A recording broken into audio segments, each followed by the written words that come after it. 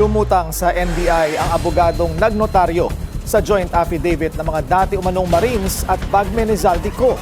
Wala raw siyang kinalaman sa laman ng dokumento at ginawa lang daw niya ang kanyang trabaho. Narito ang agenda report ni Andrea Salve.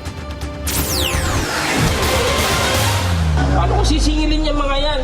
Ang dami nila, tapos notaryo, simpleng affidavit lang po. Yung mag-affidavit nga na magkatahon, nililibre ko Ito ang iginiit ni Attorney Charlie Pascual sa kanyang pagharap sa NBI Special Action Unit ngayong Martes para magbigay linaw sa ilang katanungan tungkol sa kanyang pagnotaryo sa joint affidavit ng nagpakilalang 18 ex-Marines at bagmen umano ni resigned Congressman Zaldico.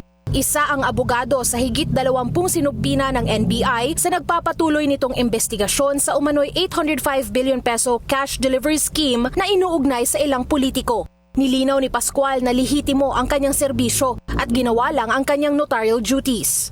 Ito po yung pagpapatunay na ako po hindi house yaw na abogado, ako po may opisinang notarial office ko. I told the NBI that everything was documented. All the competent evidence of identity were verified.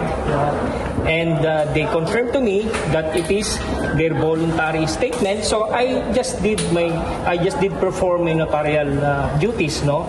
Personal daw na sinumpaan ng umano'y dating Marines ang kanilang joint affidavit.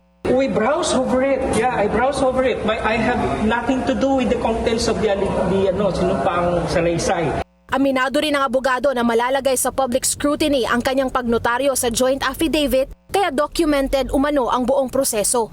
Handa siyang isumite sa NBI ang mga pruweba. Para sa agenda, Andrea Salve, Billionaire News Channel.